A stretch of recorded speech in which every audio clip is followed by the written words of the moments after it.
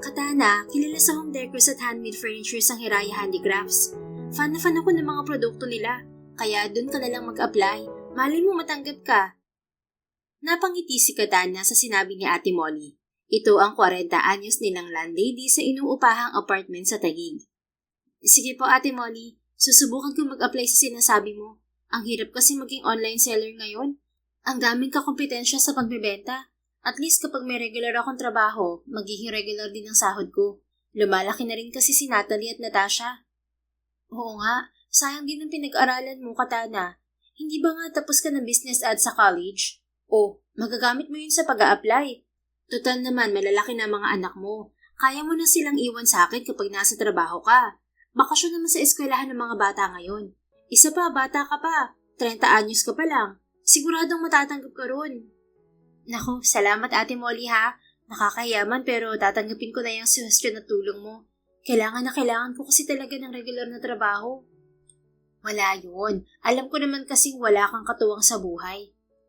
Ngumiti na lang siya rito at hindi na sumagot pa. Ayaw niyang mapunta ang usapan sa ama ng kanyang mga anak na kambal na kapwa 7 taong gulang na. Sa sumunod na araw, nagpunta nga siya sa Hiraya Handicrafts na nasa Makati at nagpasa ng kanyang resume. 3 araw ang lumipas nang tawagan siya ng kumpanya para sa interview. Agad siyang nagtungo roon base sa takdang oras na sinabi ng taga-HR.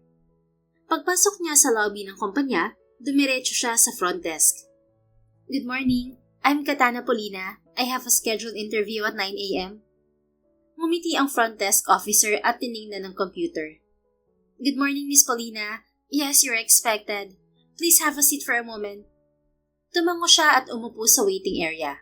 Ilang minuto lang ang lumipas nang may lumapit sa kanya na babaeng marahil ay nasa 30 anyos na. Nakasuot ito ng corporate attire. Miss Paulina? Yes po. Kaagad siyang tumayo at inayos ang kanyang suot na white blouse na pinaresan ng knee-length fitted skirt. I'm Janina from HR. Please come with me. Nakangiting wika nito. Sumunod siya rito papunta sa elevator. Habang paakyat sila, paulit-ulit niyang nire-review sa isip ang mga sagot na inihanda niya para sa interview. Pagbukas ng elevator, dinala siya ng babae sa isang conference room. Please wait here, Miss Paulina. Anito. Okay po. Nang maiwang mag-isa, inilapag ni Katana ang dalang folder sa katapat na mesa. Makalipas ang ilang minuto, bumukas muli ang pinto. Pumasok ang isang lalaki at isang babae na mukhang mula sa management. Kaagad na tumayo si Katana. Good morning po. Good morning, Miss Paulina. Please sit down. Wika ng babae. Umupo siya habang pilit na kinakalma ang sarili. Ngunit imbes na magsimula ang interview, nagkatinginan muna ang dalawa bago ngumiti ang babae.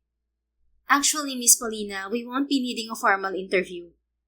Natigilan si Katana at napakurap-kurap. Po? Bakit po? Ngumiti naman ang lalaki. We've already reviewed your credentials, academic records, and previous event portfolios. You're a 30-year-old single mom. Naging online seller ka for the past 7 years. But before that, nagtrabaho ka sa mga event management companies. Nag-resign ka lang kasi nabuntis ka. Nagtataka man kung paano nalaman ng mga ito ang tungkol doon, ay tumango na lang siya. Yes po, sir. Hindi na po ako nakabalik sa ganung trabaho kasi nag-focus na po ako sa mga anak ko. And after careful evaluation, we've decided to offer you the position. Anong position po? The position of Special Events Officer. Nanlaki ang kanyang mga mata. Gusto kasi niya ang ganoong trabaho. Tanggap na po ba talaga ako? Pero hindi pa po ako nai-interview. We know. Pero bakit po? Paniniguro niya. Nagpalitan ng tingin ng dalawa. Let's just say someone highly recommended you. Wika pa ng lalaki. Lalong kumunot ang noo ni Katana. Wala naman siyang kakilalang nagtatrabaho sa Hiraya Handicrafts. Recommended po? Sino naman? Unfortunately, we can't disclose that. Lalong dumami ang tanong sa kanyang isip. Gayunpaman, sigurado si Katana na hindi yun basta coincidence lang. May taong tumulong sa kanya. Hindi niya alam kung matutuwa ba siya o dapat magduda. Pero bakit nga ba mag-iinarte pa siya? Nasa harap na niya ang biyaya. Habang nakatitig sa employment contract si Katana na inilapag sa harap niya, iisang bagay lang ang kanyang nasisiguro. Gusto niyang makilala ang taong tumulong sa kanya na makapasok sa trabaho. Matapos niyang maayos lahat ng requirements na kailangan, nag-umpisa na rin siya kinabukasan. Miss Paulina, natigilan si Katana sa pag-aayos ng gamit niya sa workstation at lumingon sa tumawag sa kanya. Isang babaeng nasa 30s na ang nakatayo sa gilid ng cubicle niya. "I'm Maria, the CEO secretary. He wants to see you in his office." Napakurap-kurap siya. Ngayon na po? May nagawa po ba akong mali?" Ngumiti lamang ito at naglakad na sila. Mas kinabahan tuloy siya. Pagdating sa executive floor, pinapasok siya ng sekretarya sa loob ng isang pinto. Pagdating sa loob, nakita niya ang isang lalaking nakaupo sa likod ng desk. Nakasuot ito ng charcoal suit. May salamin sa mga mata at may hawak itong folder. Unti-unti itong nag-angat ng tingin sa kanya. At sa sandaling nagtama ang kanilang mga mata, tila ba huminto ang mundo niya. "Maxwell?" Hindi siya makapaniwalang nasa harap niya ang ama ng kanyang kambal na anak. Binitiwan nito ang hawak na folder at tumayo. "It's nice seeing you again, Miss Paulina." Seryosong wika nito at namulsa. Tila nalunok niya ang kanyang dila at hindi siya makapagsalita. Halos hindi rin siya makahinga sa sobrang lakas ng kabog ng kanyang dibdib. "Sit down, please." Anito at itinuro ang upuan sa tapat nito. Humakbang si Katana sa kabila ng panlalambot ng kanyang mga tuhod.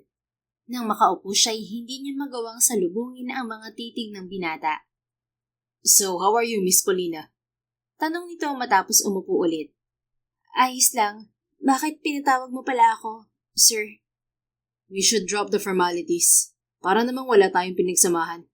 We lived on one roof for 6 months, remember?" Nag-angat siya ng tingin. Doon niya nakita ang nangaasam nitong tingin. Bumuntong hininga siya. Tama ang binata. 6 na buwan nga silang nagsama sa bahay nito kasama ang ina nito. Magkaedad lang sila. Magkaibigan sila noong college. Hanggang sa may nangyari sa kanila at nabuntis siya. Nang malaman niya ng binata, pinatira siya nito sa mansyon. Doon nag-umpisang maranasan ni Katana ang masamang ugali ng ina nito. "Hindi ko alam na ikaw ang magiging boss ko, Maxwell. Kung alam ko lang." "Kung alam mo lang, hindi ka mag-a-apply dito sa company ko." Dugtong nito sa nais niyang sabihin. "Hindi ko alam na company mo to." "This is my mom's company.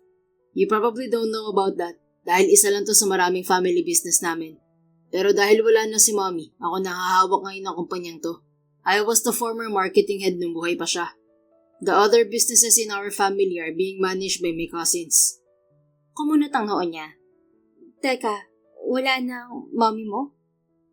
Nawalan ng buhay ang mga mata nito at sandaling umiwas ng tingin. "Yes, 1 buwan na. She had been battling bone cancer for a long time. Nagpahinga na siya ngayon."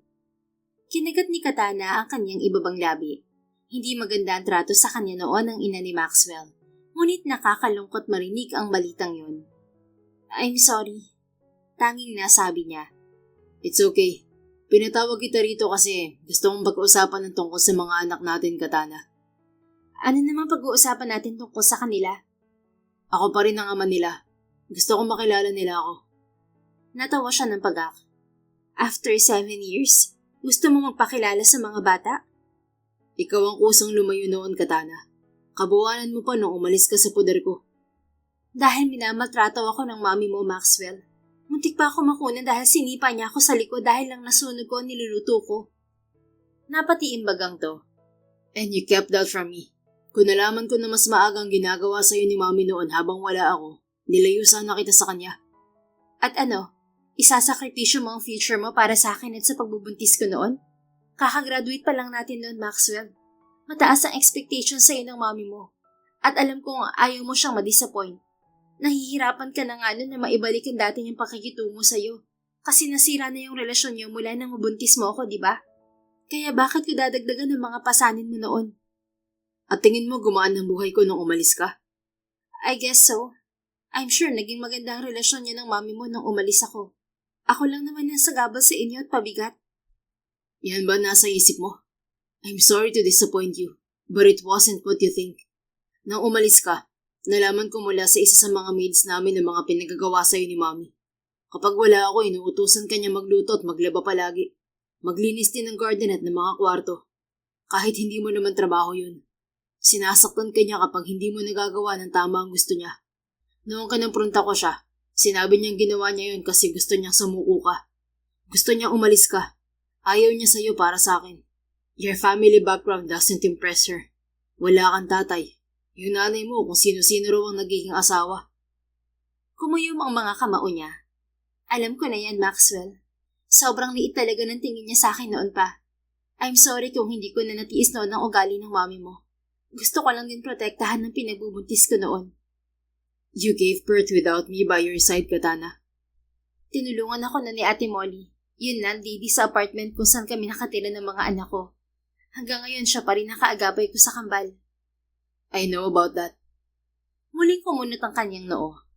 Alam mo, sumandig ito sa swivel chair at inayos ang suot na salamin. Ate Molly is my cousin. Ganon na lamang ang panlalaki ng kanyang mga mata. Ano? Teka, paano nangyari yun? Come to think of it, Katana. Nung umalis ka 7 years ago, tingin mo ba hindi kita hinanap? Ano? Ihinanap mo ko? Of course. That night nung umalis ka, nagpatulong ako sa pinsan kong si Ate Molly. She owns a lot of apartment buildings here and in Taguig. Sa tulong niya, nakita ka niya sa daan. Dinudugo ka nun kaya dinala ka niya sa ospital. Umawang ang bibig niya at inalala ang gabing yun. Yun din ang gabing dinugo siya at diretsong nanganak. Natandaan niyang hindi siya pinagbayad ng hospital bills dahil ayon sa kanyang Ate Molly, may umako na ng lahat ng gastos niya sa ospital. Pagkatapos noon, tumira na siya sa apartment nito dahil nagbagandang loob ito. Hindi ako makapaniwala na sa 7 taon na magkakilala kami ni Ate Molly. May sikreto pala siya sa akin. Nawiwindang niyang wika. Huwag ka magalit sa kanya, Katana. Ako may kagustuhan na itago sa'yo na pinsan ko siya. Hindi ko naman kayang magalit sa kanya. May naaalala ako. Nagkaroon ng dengue si Natalie noong 5 years old siya. Malala yung naging lagay niya. Ang tagal namin sa ospital kaya malaki ang bill namin. Tapos ang sabi ni Ate Molly, may charity organization ang sumalo sa bills namin sa ospital. Shucks, bakit ngayon ko lang na-realize to? Hindi ako nagtaka na palaging may sumasalo sa hospital bills namin, magmula ng mga anak ko at magkasakit ang isa sa mga anak ko. Ikaw ba yun? Sumilay ang isang tipid ng ngiti sa mga labi nito. Oo, ako nga yun, Katana. Kung hindi mo rin na itatanong, ako rin ang dahilan kung bakit dito ka nag-apply sa company ko. Ate Molly told me that you wanted to find a regular job. Kaya ang sabi ko sa kanya, isuggest niya ang company ko. Pero wag niyang babanggitin kung sino may-ari. She succeeded. Nandito ka na ngayon. Kaharap na kita. Napakurap-kurap si Katana sa labis na gulat sa mga nalaman. Hindi niya inakalang may alam pala si Maxwell sa mga nangyayari sa kanila ng mga anak niya, na ito ang tumutulong sa kanila noon pa. Kaya pala, natanggap ako kaagad kahit walang interview. May kinalaman ka rin doon? Nagkibit balikat to. I guess so. Bakit mo ginagawa to, Maxwell? Pagkatapos ng 7 taon? Ngayon mo sasabihin sa akin ng mga yan? Para saan? 7 taon na ako nakabantay sa inyo ng mga anak natin. Pagod na akong mahalin ng mga bata mula sa malayo, Katana. I wanted to hug them. Gusto kong makilala nila ako. Masama ba yun? Bakit hindi mo nalang kaagad sinabi sa akin noong una pa lang na ikaw ang tumutulong sa amin? At ano, lalayo ka na naman? Ugali mo na yan eh. Kapag may problema ka, tumatakbo ka palayo. But this time, I will make sure na hindi mo na ako matatakbuhan, Katana. You can't run away from me again. Wala na rin naman si Mommy. Hindi mo na kailangan magtago sa kanya. Napahilot siya sa kanyang sentido at paulit-ulit na bumuntong hininga. Hindi pa rin siya makapaniwala sa mga nalaman. Nagpatuloy naman ito sa pagsasalita. Isa pang rason, Katana. Alam kong kahit habulin kita nun at kahit pa sabihin ko sa iyong ako ang tumutulong sa inyo, wala pa rin magbabago. Alam kong hindi kita mapipilit. And one more thing, Katana. Gusto ko lang sabihin sa iyo na hinayaan man kitang lumayo noon. Palagi ko pa rin inaalam ang lagay mo araw-araw. Alam ko kung gaano ka nasaktan noon dahil kay Mommy. Ako na humihingi ng tawad para sa kanya. You didn't deserve all of that.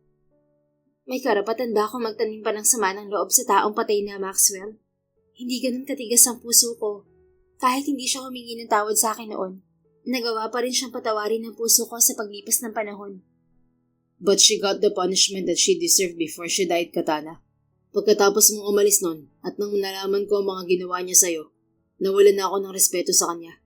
Hindi na naging magandang relasyon namin hanggang sa nalaman kong may cancer siya. Last month lang siya namatay. Bago siya nawala, sinabi niya sa akin na hanapin ko kayo ng mga bata without knowing that I'm silently supporting you and the kids from afar. Kahit sa kahuli-hulihang pagkakataon, nagsisi siya sa mga nagawa niya sa'yo noon. Kung ganun, naalala pa rin pala niya ako bago siya nawala. Yes, at dahil sa sinabi niyang yun, nagkaroon ako ng lakas ng loob na gumawa ng paraan para ilapit ka sa akin at ang mga bata. Ano namang binabalak mo? Kukunin mo ba sa akin ng mga bata? Tingin mo papayag ako? Oo, tama ka. Kukunin ko nga mga bata. Kumuyom ang mga kamao niya at nagdikit ng mariin ang mga labi. Hindi ako papayag, Maxwell. You can just fire me right now at hindi ako aangal. Huwag mo lang pakialaman ng mga anak ko. 7 taon ko silang binuhay na ako lang mag-isa. Kaya hindi ako papayag sa gusto mo. They need a father, Katana. Sinabi ko na sa kanilang patay na ang tatay nila. Kaya hindi mangyayari ang gusto mo na kukunin mo sa akin ng mga anak ko. Gusto mo ba talagang lumaking hindi buo ang pamilya ng mga bata? Kukunin ko sila at kasama ka ron. Walang maiiwan. I want us to be a family. Do you understand? Natigilan si Katana. Kung kanina'y nagpupuyo sa galit at inis ang kanyang dibdib, ngayon tila naghahabol ang mga kabayo naman yun. Anong sinabi mo, Maxwell? Humisi ito at bahagyang dumukwang sa desk na nakapagitan sa kanilang dalawa. Ang sabi ko, gusto kong maging isang buong pamilya tayo. Kasama ang mga bata. Did you hear it clearly? Tumikim siya at umiwas ng tingin. Tila sasabog ang kanyang dibdib dahil sa nangungusap na mga mata ng binata. 7 taon na ngunit hindi pa rin nagbabago ang itsura nito. Pamatay pa rin ang kagwapuhan ng mukha nito. Teka, isang pamilya? Parang malabo naman yata yung sinasabi mo, Maxwell. Anya habang pilit pinakakalma ang kanyang dibdib. Paano naman naging imposible? May anak tayo, Katana. Kambal pa. Pero hindi tayo kasal para sabihin mong kukunin mo mga bata kasama ako. Then marry me. Ano? I said marry me. Kung kasal ang problema mo, magpakasal tayo. Ano ba yung mga sinasabi mo, Maxwell? Hindi ko pinangarap na ikasal dahil lang sa may anak tayo. College friends lang tayo nun. Nalasing lang at naglandian kaya nakabuo. Wala tayong feeling sa isa't isa nun. Ikaw lang. Ano? Umiling si Maxwell at umayos sa pagkakaupo. Wala. Huwag mo nang pansinin ang sinabi ko. Anyway, kukunin ko pa rin ng mga bata. Sana naman huwag ka na makipagtalo sa akin. Huwag mong ipagkait sa akin ng mga anak ko. Remember, kasama mo ko noong nabuo sila. Kaya may karapatan ako sa kanila. Nag-init ang kanyang pisngi. Ano ba yan, Maxwell? Kung ano-ano mga sinasabi mo? Are you blushing, Katana? Nahihiya ka? Totoo naman ang sinasabi ko Magkasama natin ginawa ang mga bata. Pasimple niyang tinampal ng mahina ang magkabila niyang pisngi. Hindi, wala to. Hindi ako nag-blush, no? Sadyang natural lang na mapula ang cheeks ko. Huwag mo ngang ibahin ang usapan. Hindi ko naman ipagkakait sa'yo mga bata Ayoko lang na kunin mo sila sa akin. Hindi ko nga sila kukunin sa'yo. Isasama nga kita, Katana. Bakit ba ang kulit mo? At ano, titira kami sa bahay mo? Yes, isang pamilya nga, di ba? Malamang kasama kang titira dun. Para naman tayong mag-asawa nun. Inaaya kita ng kasal, ayaw mo naman. Nagjo-joke ka ba, Maxwell? Ayaw ko nga magpakasal dahil lang sa may anak tayo. Hindi naman tayo magkarelasyon. Aksidente lang tayong nakabuo. Wow, para mo na rin sinabi na mahirap ako magustuhan Ayaw mo ba talagang subukan na magustuhan ako? Malay mo kapag tumagal, pumayag ka ng pakasalan ako kasi gusto mo na rin ako. Hindi sa ganon. Hindi ko mahirap magustuhan. Gwapo ka, mayaman, matalino rin. Kahit sino magkakagusto sa'yo. Maliban sa'yo. Ano, may anting-anting ka at hindi tinatablan sa akin? Kapag lasing ka lang, saka mo ko pinapatulan Grabe ka naman sa akin, Katana. Gwapo naman ako Inismiran niya ito. Inamin mo na rin na ikaw ang unang humalik sa akin nung gabing nakabuo tayo. Talagang pumatol lang ako kasi lasing na lasing din ako. Don't blame it all on me, Katana. You kissed me back. Bakit? Sinisisi ba kita? Pareho nating ginusto yon. Kaya nga sabi ko, kapag lasing ka lang, saka mo ko nagugustuhan. Bakit parang masama ang loob mo? Umirap ito at umiwas ng tingin sa kanya. Wala. Huwag na nga natin pag-usapan yan. It's annoying.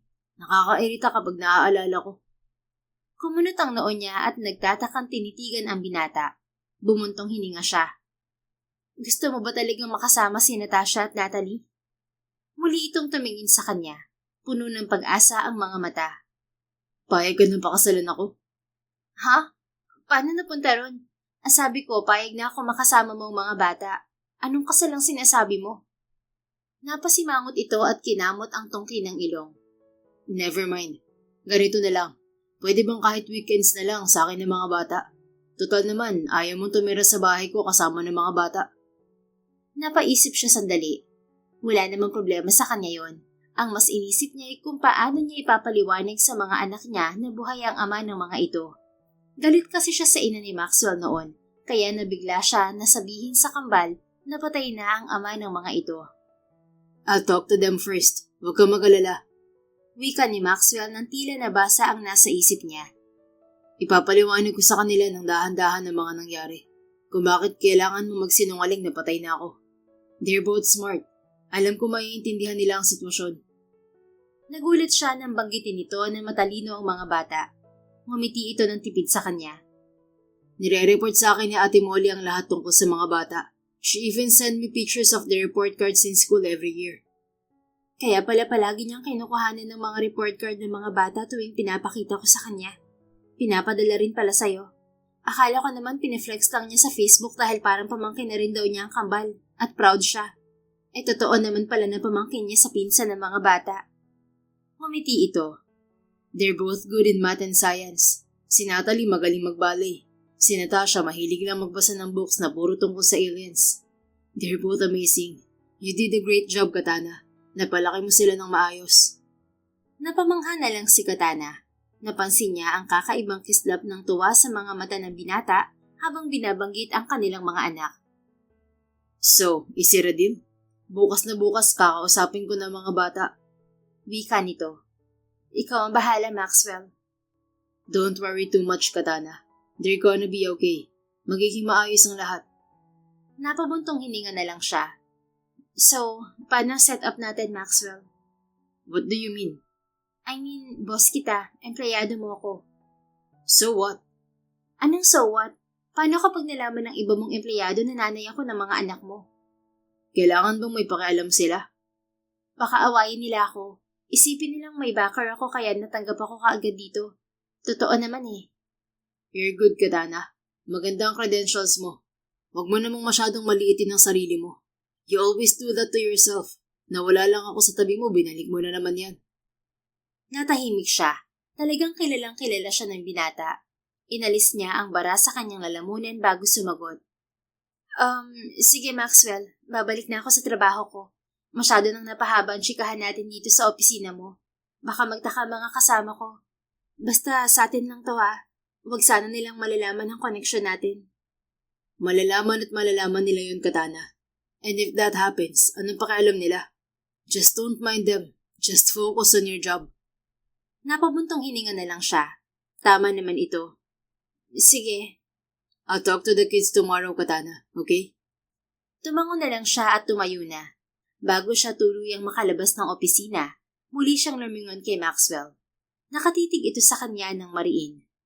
Parang sasabog ang kanyang puso, kaya siya na ang unang umiwas ng tingin. Kinabukasan, maaga siyang pinauwi ni Maxwell upang ihanda ang mga bata sa pagbisita nito sa kanilang apartment. Ate Molly, salamat sa pagbabantay sa mga bata habang wala ako ha. Wika niya habang sinisipat ang sarili sa malaking salamin ng kanilang kwarto. Naroon si Ate Molly at pinapanood siyang mataranta sa pagpili ng isusuot. Wala yun, Katana. Ikaw pa ba? Nagtataka nga ako at hindi ka nagalit sa akin dahil naglihim ako sa iyo tungkol sa connection ko kay Maxwell. Natawa siya. Kagabi pa niya ito kinumpronta tungkol sa connection nito kay Maxwell. Bakit naman ako magagalit, Ate Molly? Ang sabi nga ni Maxwell, siya ang may kagustuhan na ilihim mo yun sa akin. Isa pa, ang dami mo nang naitulong sa akin, ate. Kahit pa si Maxwell ang nasa likod ng lahat ng pagtulong mo, thankful pa rin ako kasi ramdam ko na totoo ang mga pinakita mo sa akin at sa mga anak ko. Siyempre naman, wala akong asawa at anak, kaya lahat ng pagmamahal na ibuhos ko na sa inyo ng mga bata. Hindi naman kayo mahirap mahalin eh, dahil sa inyo nagkaroon ako ng pamilya. Salamat, Ate Molly. Teka nga muna, bakit kanina ka pa riyan sa salamin, Katana? Kanina pa kita nakikitang hindi mapakali sa suot mo. Oo nga po, Tita Molly. Kanina pa yang si Mama nagpapalit ng dress. Ang gulo-gulo na nga po ng cabinet niya kakapili. Singit ng kanyang anak na si Natalie. Abala ito sa pag-ikot-ikot na parang nasa ballet recital kahit nasa loob lang ng kwarto. Natawa siya ng marahan. Anak, hindi ba sinabi ko na sa inyo may darating akong bisita? Kaya po ba pinagsuot mo kami ng magandang damit, Mama? Tanong naman sa kanya ni Natasha. Nakaupo ito sa sahig. Yakap ang librong may drawing ng alien at nakatingala sa kanya. Oo anak, may ipapakilala ko sa inyo na importanteng tao. Kabado nga ako eh. Kaya po pala ganyan, Mama. Sabi sa human social behavior, kapag excited ang isang tao, may increased heartbeat and clothing indecision. Natigilan si Katana at nilingon ng anak na si Natasha. Narinig din niya ang pagtawa ng kanyang ate Molly.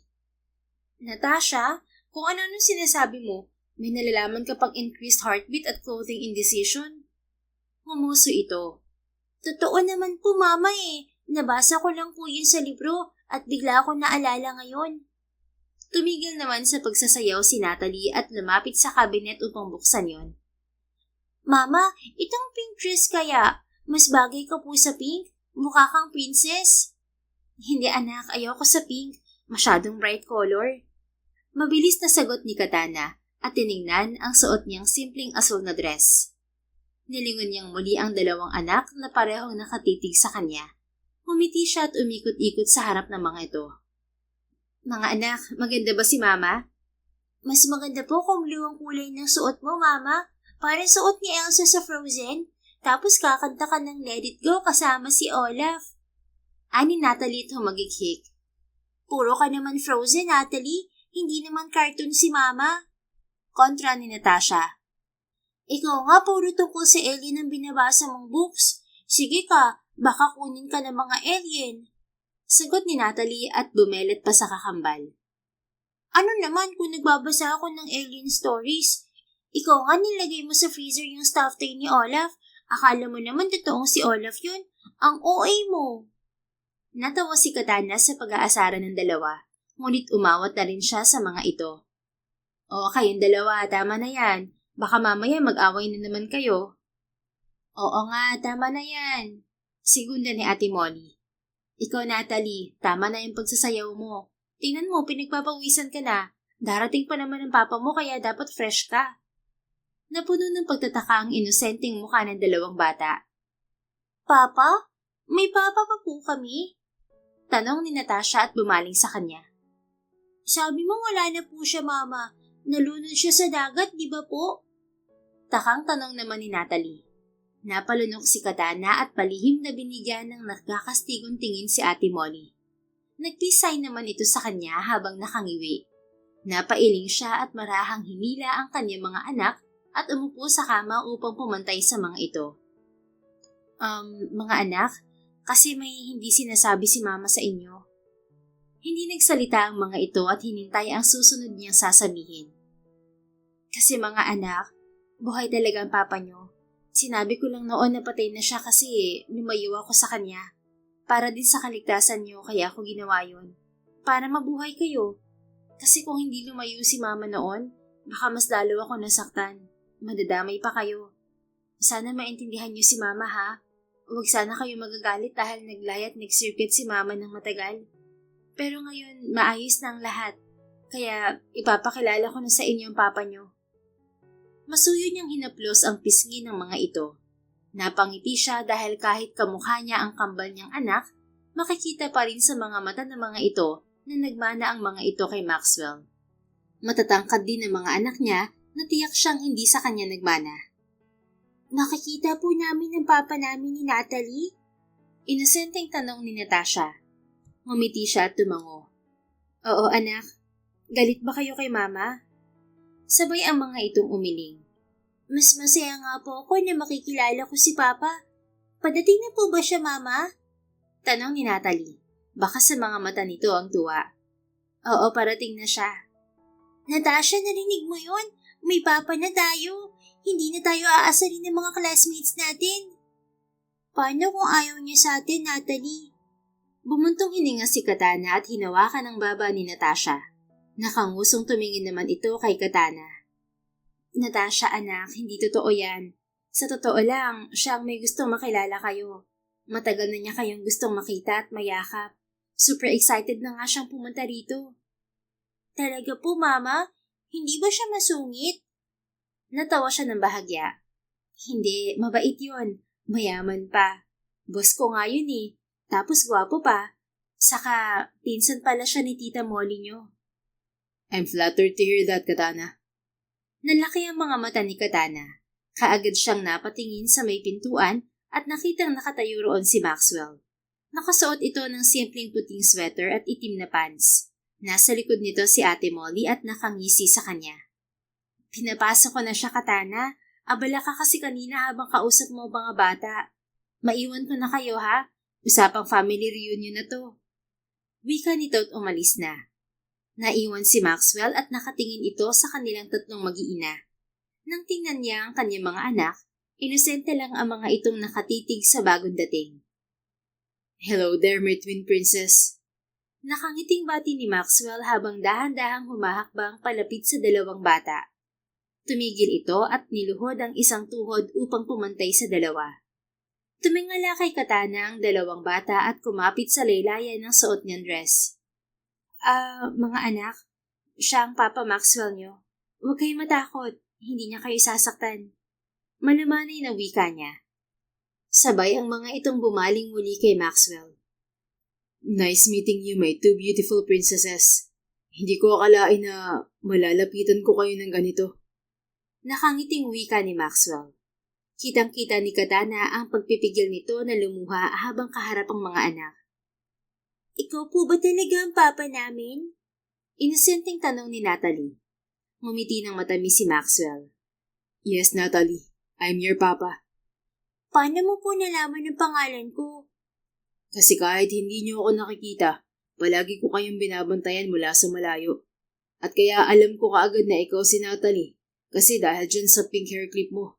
Mahilig ka sa ganyan bukod sa pagsasayaw ng ballet. Tama ako, di ba? Napangiti ng malaki si Natalie. Ang galing! Alam mo na po kaagad. Of course, kilalang kilala ko na kayo. Binalingan naman ni Maxwell ang tahimik na si Natasha. Hello, Natasha. Alam mo, mahilig din ako magbasa ng books tungkol sa extraterrestrial life. Marami akong book collection sa bahay ko. Isasama ko kayo para makita mo. Kaya lang, mangyayari lang yun kung papayag ka. Napakurap-kurap si Natasha. Talaga po? Marami ka rin pong books, Papa? Ganon na lamang ang panunubig ng mga mata ni Maxwell nang tawagin itong Papa ni Natasha. Sandaling umawang ang bibig nito bago napangiting muli. Yes, marami akong book sa bahay, sweetie. Punta po ako dun, Papa. Ako rin po. May swimming pool po pa dun, Papa? Singit ni Natalie. Of course, it's a big swimming pool. May area din na para sa mga kids. I'm excited to bring you there.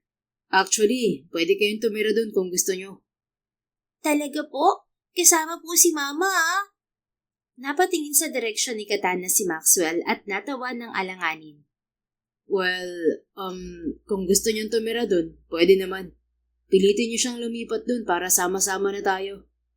Wika ni Maxwell na may ngiti sa labi. Tiningnan ito ng masama ni Katana ngunit ngumisi lamang to sa kanya. Kinalabit siya ni Natalie. Bakas ang tuwa sa mga mata. Mama, lipat na po tayo sa bahay ni Papa. Aha? Sandali naman anak. Hindi ba kayo nabibigla niyan? Mama, gusto po namin kasama si Papa para happy family na po tayo.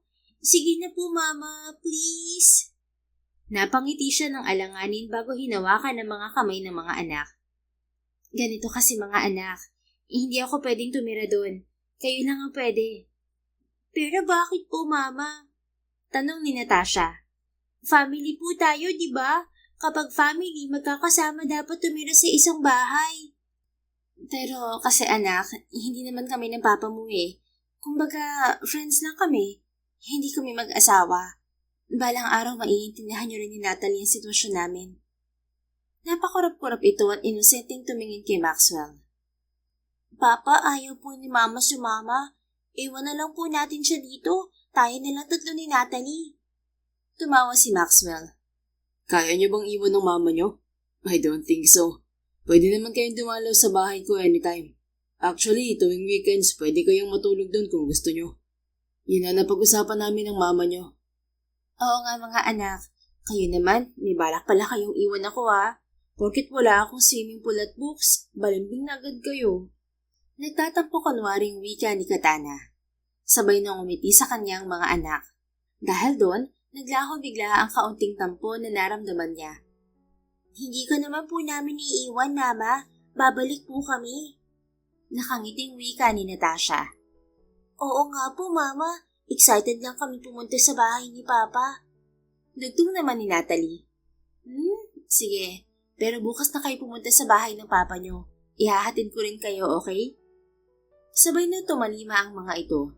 Naging close kaagad ang mga bata kay Maxwell.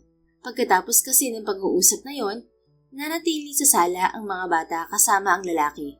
Hindi mahirap makuha ang loob ng kanyang mga anak, lalo pat natural din kay Maxwell ang pakikisalamuha sa mga ito. So what happened to Olaf? Dinig niyang tanong ni Maxwell kay Natasha. Nagkukwentuhan kasi ang mga ito. Nilamig po siya sa freezer, Papa. Sagot ni Natasha. Akala kasi ni Natalie matutuwa si Olaf. Hindi naman po totoong si Olaf yun. Alam ko naman sinubukan ko lang naman siya ilagay doon. Nakalimutan ko lang alisin. Nakangusong depensa ni Natalie. Oh, stop na. Huwag na kayo mag-away. Tumatawang awat ni Maxwell sa dalawa. Tumagal pa ng 1 oras doon si Maxwell bago ito nagpaalam na uuwi na. Ayaw pa sana itong paalisin ng mga bata ngunit sinabi niyang magkikita pa naman ang mga ito bukas. Thank you for this night, Katana. Wika ni Maxwell nang ihatid niya ito sa labas ng apartment. Nasa harap na sila ng kotse nito habang naiwan naman ang mga bata sa loob ng apartment kasama si Ate Molly. Wala yon. Nag-enjoy din ng mga bata na nakasama kanila. Nakakatawa nga na nakikita ko silang masaya. Ngayon nakilala ka na nila. Akala ko talaga mahihirapan akong ipaintindi sa kanila ang sitwasyon. Wala matatalino ang mga bata. Nakangiting tugon nito at namulsa. Oo nga ang tatalino ng mga anak ko na yon. Hindi ko pa nasasabi sa iyo ito, Katana.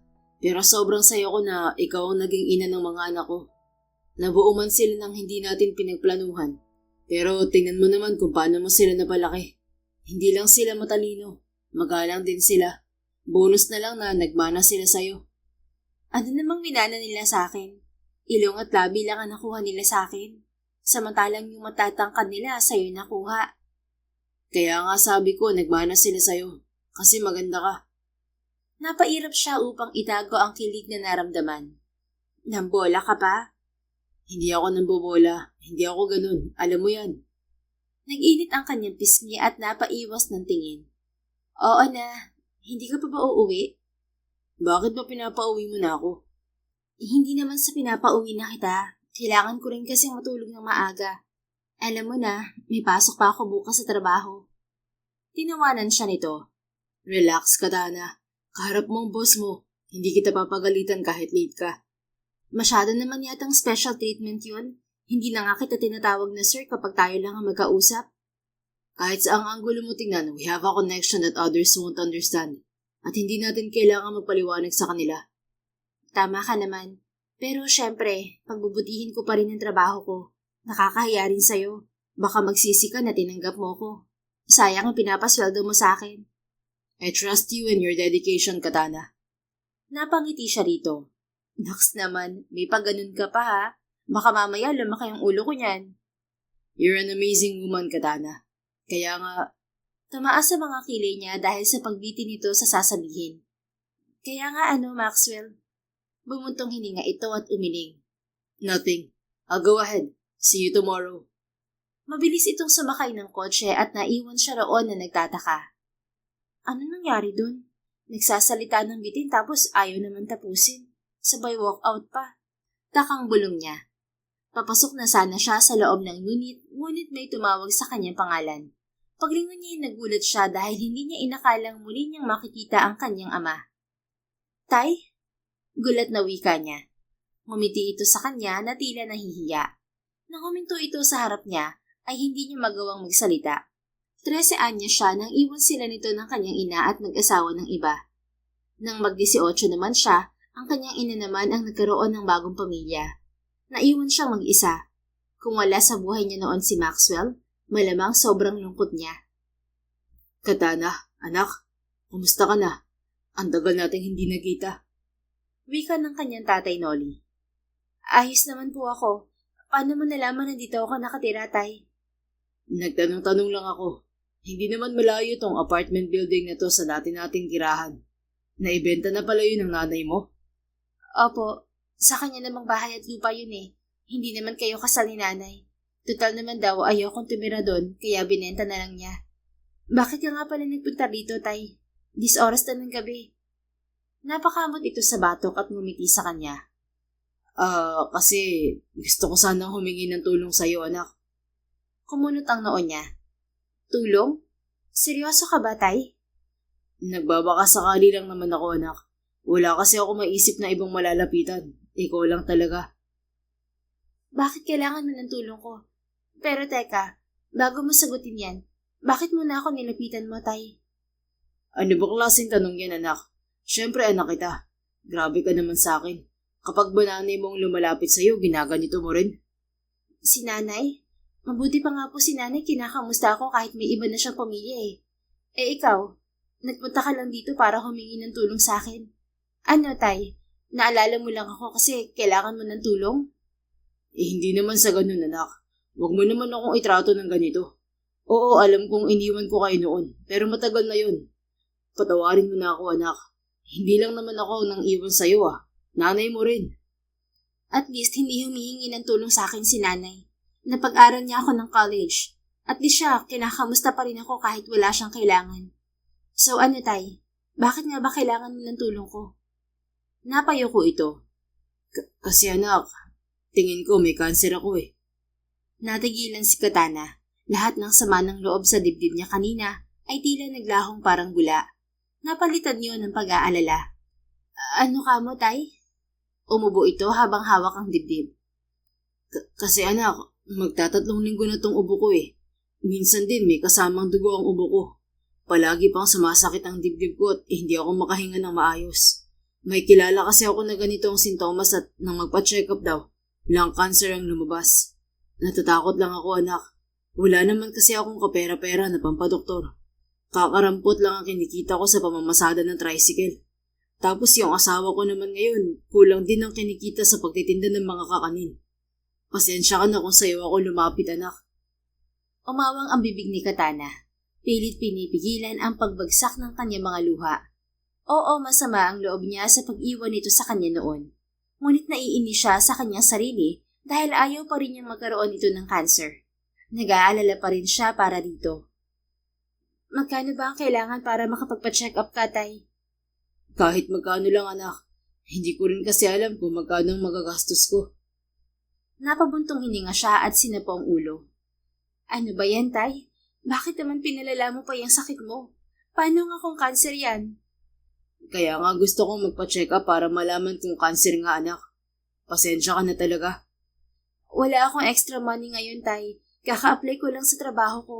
May hawak akong pera pero para sa mga bata yun. May anak ka na pala? Oo, tay. Sino ama? Si Maxwell, dati kong college friend. Mayaman ba yun, anak? Kumunot ang noo niya. Bakit mo tinatanong, tay? Importante ba kung mayaman yung tao? Napapahiyang umiti ito. Tanong lang naman, anak. Kasi kanina, bago ako lumapit sa'yo, may nakita akong magarang kotse dito kanina. Siya ba yun, anak? Yung Maxwell na sinasabi mo? Oo, pero hindi siyang dapat pinag-uusapan natin, tay. Sige na, umuwi ka muna. Pahingin na lang ng number mo at tatawagan kita kapag nakadiskarte ako ng pera para sa pampa-check up mo. Napangiti ito ng malaki. Salamat, anak, ha? Hindi mo pa rin ako matiis. Hindi na siya sumagot. Umalis din ito nang ibigay sa kanya ang number. Ni hindi ito nag-abalang magpakilala sa mga anak niya. Kinabukasan habang nasa trabaho siya ay nag-iisip siya kung saan siya kukuha ng pera na ibibigay niya sa kanyang ama. We can have some of these products photographed and printed, maybe on tarpaulin, and then display them around the venue or at least at the main booth para naman mas makikita sila ng mga tao. What do you think? Wika ni Katana habang kausap ang isa sa marketing team. Naputol lang kanilang pag-uusap nang tawagin siya ng sekretarya ni Maxwell. Pagpasok niya sa opisina ng binata, inabutan siya nito ng sobre na naglalaman ng 30,000. Maxwell, para saan to? Takang tanong niya. Tumayo ito sa swivel chair at humalukip-kip. Consider that as a help, Katana. Sinabi sa akin ng sekretary ko kanina na nagtanong ka raw tungkol sa cash advance. Kahit hindi kita tanungin, alam kong kailangan mo ng pera. Ang bilis mo naman makaramdam. Nahihiyang wika niya. Just tell me kung kulang pa yan. Sapat na siguro to. Pero Maxwell, utang to ha. Babayaran ko ng sweldo ko pa unti-unti. Promise. Hindi mo ba ako narinig kanina? Ang sabi ko, tulong ko yan sa'yo. I'm sure may financial problem ka. Para ba sa mga anak natin yan? Hindi. May kailangan lang akong tulungan. So, kailangan mo talagang tanggapin yan. Hindi ko na rin naman tatanggapin yan kahit ibalik mo. Basta hindi utang yan. Maxwell, nakakahiya talaga. Babayaran ko na lang talaga kahit installment. I'm the boss here, Katana. Kailangan mong sundin ang utos ko. Napabuntong hininga siya. Kilalang kilala niya ang binata. Hinding-hindi ito magpapatalo sa kanya. Kinagat niya ang kanyang ibabang labi bago muling nagsalita. Salamat dito, Maxwell. Nakakahiyaman pero salamat talaga. Ngumiti ito sa kanya. You're welcome, Katana. You can go. Maya-maya lang out mo na. Sasama ka pa sa bahay ko kasama ang mga bata, di ba? Oo nga pala, no? Ihahatid ko pa pala sila. Naku, yung dalawang yun sobrang excited kagabi pa. Halos hindi na nakatulog dahil pinag-uusapan yung swimming pool at yung mga books na sinasabi mo. Grabe ka, nakuha mo agad ang kapritsyo ng dalawa. Balak tuloy akong iwan na. Napangiti ito ng malapad. Ako rin naman eh. Excited ako makasama ka at ang mga bata. Hindi naman ako sasama talaga. Ihahatid ko lang dun ng mga bata. Tapos ano, maglalakad ka pa uwi? No, pwede ka naman mag-sleep over dun kasama ang mga bata. Mas matutuwa pang mga yun. Muli niyang kinagat ang kanyang ibabang labi. Tinulungan siya nito sa problema niya, kaya hindi naman siguro masama kung pagbibigyan niya ito. Sige, dun ako matutulog mamaya. Lumiwanag ang mukha nito. Really? That's good. Now I'm even more excited. Complete family na tayo. Natawa na lang siya. Ayan ka na naman, Maxwell. Just kidding. Ngumiti na lang siya at nagpaalam na rin. Muli siya nagpasalamat bago siya tuluyang lumabas ng opisina nito. Umuwi ka agad siya pagka-out niya sa trabaho. Maging siya excited na ring madala ang mga anak niya sa bahay ni Maxwell. Bandang 6:00 ng gabi sila sinundo ni Maxwell sa kanilang apartment. Tawang-tuwa ang kanilang mga anak nang makarating sa mansyon nito sa Makati. Salo-salo silang kumain ng masasarap na pagkain bago nag-swimming sa malaki at malawak na pool area. Habang nakabantay sa paglangoy ni Natalie at Natasha, tumunog ang kanyang cellphone na nakapatong sa pool lounger.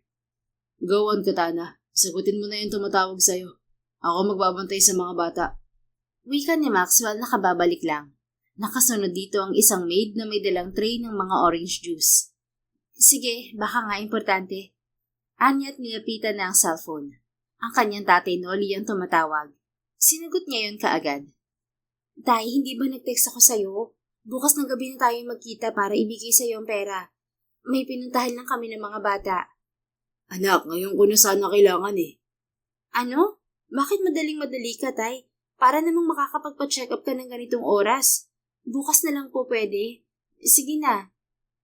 Hindi niya narinig ang pagsagot ng kanyang ama. Kumunot ang noo niya nang may marinig na nagmumura sa background. Tay? Tawag niya. Nagulat pa siya nang isang mata na babae ang nagsalita. Hello? Ikaw ba to, Katana? Hello? Sino to? Pakibalik nga yung cellphone kay tatay. Wag na, ang tita Susan mo to, asawa ng tatay mo. Kung ano man yung mga pinagsasabi ng tatay mo, wag kang maniniwala. Wala siyang sakit. Kailangan lang niya ng perang ipangsusugal niya. Napakunot ang noo niya. Teka lang, totoo po ba yan? Maniwala ka sa akin, Katana. Ilang beses ko nang pinagsabihan tong tatay mo na tigilan na ang pagsusugal, pero matigas ang ulo. Kung sino-sinong inuutangan para lang makapagsugal. Nabaon lang siya sa utang kaya wala nang may gusto na pautangin siya. Kaya siya naglakas ng loob na lumapit sa'yo kasi wala na siyang ibang malapitan. Niloloko ka lang nito. Ano ka ba, Susan? Akin na nga yung cellphone ko. Pakialamera ka talaga kahit kailan. Dinig niyang sigaw ng kanyang ama mula sa kabilang linya. Maya-maya'y ito na ang narinig niyang nagsalita. Anak, huwag ka maniwala sa tita Susan mo. Talagang may sakit ako. Maniwala ka. Bakit naman kita lolokohin, anak? Kumuyom ang kanyang mga kamao at marahas na napabuntong hininga. Bakit hindi kita paniniwalaan ngayon, Tay? Ano? Nakalimutan ko nga pala kung gaano ka kasuguro noon, Tay. Isa yun sa mga dahilan kaya kayo laging nag-aaway ni nanay noon. Ang tanga ko para makinig sa mga drama mo kahapon. Nakalimutan ko kung gaano ka kalulong sa sugal noon. Siguro umasa lang talaga ako na nagbago ka na. At kahit kaunti, umasa rin ako na kahit papano, ginusto mo rin akong makita. Ginusto naman talaga kitang makita, anak. Personal pa nga kitang pinuntahan sa apartment mo, di ba? Dahil hihingi ka ng pera. Mabuti sana kung totoong pampacheck up mo, Tay. Handa sana akong tulungan ka kahit iniwan mo ko noon. Pero sadyang wala ka pa rin pinagbago. Huwag na huwag ka nang lalapit ulit sa akin, Tay. Hindi na ako maniniwala pa ulit sa'yo. Pinatay na niya ang tawag bago pa ito makasagot. Sobrang bigat ng kanyang dibdib nang bumalik siya sa pool area. Nahalata naman kaagad ni Maxwell ang pag-iiba ng timpla ng kanyang muka. Kasalukuyan nitong pinagpunasan ng tuwalya ang mga bata na kakaahon lamang sa swimming pool. Are you okay, Katana? Tanong sa kanya ni Maxwell. Ngumiti siya dito ng pilit. Hindi niya pwedeng ipahalata rito, lalo na sa mga bata, ang kanyang problema. Ayos lang ako, Maxwell. Tiningnan niya ang mga anak at nakitang umiinom ang mga ito ng orange juice. Nang matapos sila roon, sa mismong library naman dinala ni Maxwell ang kanilang mga anak. Tuwang-tuwa si Natasha habang pinapakita sa kanya ang mga paborito nitong libro. Napagod ang mga bata kaya maaga ang mga ito na natulog sa kwarto mismo ni Maxwell. Look at them. Magkayakap talaga sila kung matulog. Mahina at natatawang wika ni Maxwell. Nakahiga sila sa magkabilang side ng malaking kama habang nasa gitna ang dalawang bata. Magkaharap ang mga ito at magkayakap habang natutulog. Natawa rin siya ng pagmasdan ng mga anak. Oo, ganyan sila matulog. Para bang ayaw mapaghiwalay. Pero kapag gising naman palaging nag-aaway. Nakangiting wika niya. Looking at them makes me so happy, Katana.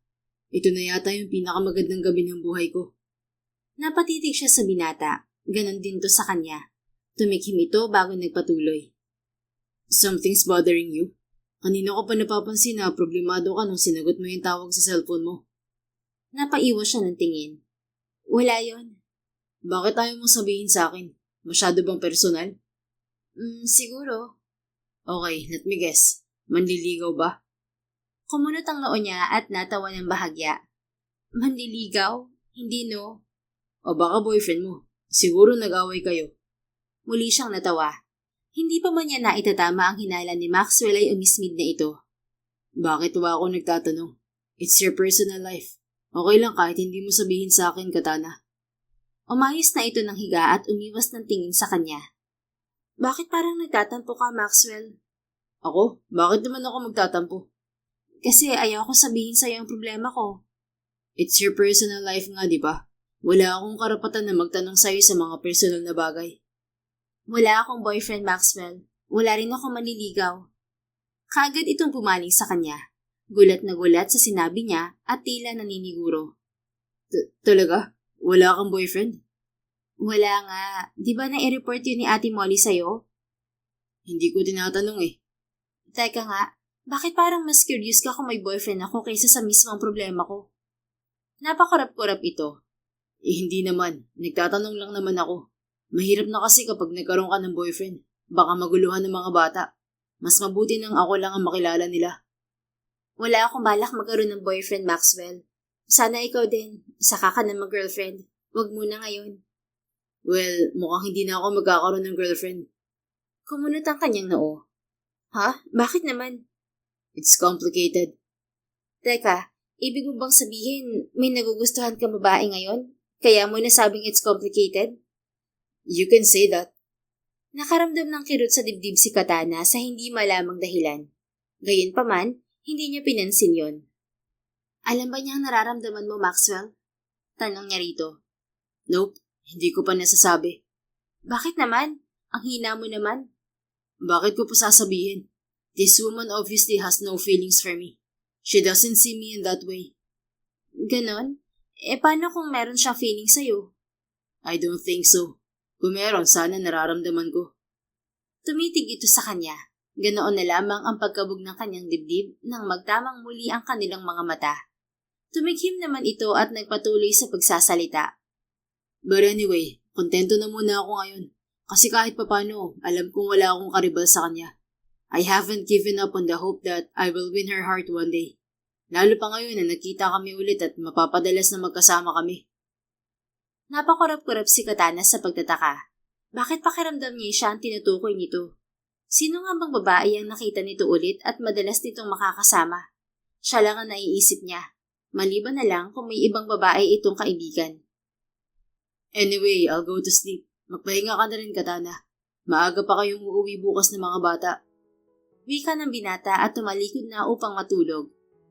Natulala na lang si Katana at napahawak sa kanyang dibdib.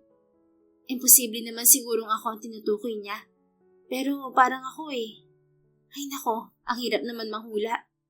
Anya sa kanyang isip pagod na tulog na rin. Sa mga sumunod na araw at linggo, natupad ang usapan nila ni Maxwell na tuwing weekends ay nasa mansyon ang mga bata. Habang tumatagal, mas lalong nagiging malapit sa binata ang kanyang kambal. Natutuwa siya dahil kitang-kita niya kay Maxwell na mahal nito ang kanilang mga anak. Isang araw, inabangan niya ang pagpasok ni Maxwell sa opisina nito. Nagluto kasi siya ng paborito nitong almusal na tapsilog. Bilang pasasalamat din niya yun dito. Kumuway siya sa lalaki nang matanaw niya itong paparating. Ngunit may kasama ito na hindi niya inasahan na makikita niya roon. Si tatay yun ah. Bakit sila magkasama ni Maxwell? Takang bulong niya. Hinintay niya ang paglapit ng dalawa. Good morning, Katana. Nakangiting bati ni Maxwell sa kanya. Ngunit nanatiling nakatuon ang kanyang mga mata sa ama na ngayon tila nagulat din nang makita siya. Maxwell, bakit mo? Oh, by the way, itong kasama ko ay si Mang Nelson. Pagpapakilala ni Maxwell sa kasama nito. Kumunot ang noon ni Katana sa pagtataka. Nelson? Imposible. Dolly ang pangalan ng kanyang ama at hindi Nelson. Bumuka ang kanyang bibig upang kumontra, ngunit muling nagsalita si Maxwell. Ano yung hawak mo, Katana? Is that food? Oo, tapsilog. Nagluto ako kanina bago pumasok. Ibibigay ko sana sa'yo. Wow, thank you. Nag-abala ka pa. Kinuha nito mula sa kanya ang hawak na paper bag at nagpatuloy sa pagsasalita. Well, go inside my office, Katana. Kakausapin ko pa kasi si Mang Nelson tungkol sa trabahong pwede kong i-offer sa kanya dito sa kumpanya. Pwede siya sa production team. Papasok na sana ito sa opisina ngunit pinigilan niya ito sa braso. Sinamaan naman siya ng tingin ng kanyang ama ngunit wala siyang pakialam. Maxwell, sandali. Paano mo siya nakilala? Tanong niya sa binata. Si Mang Nelson? Nabundol ko siya kahapon habang nagmamaneho pa uwi. Buti nga't hindi malala. Nakapagpreno kasi ako agad. Natamaan pa rin siya pero hindi ganun kalala. I felt guilty because I was the reason kung bakit hindi siya makapagtrabaho ngayon sa construction.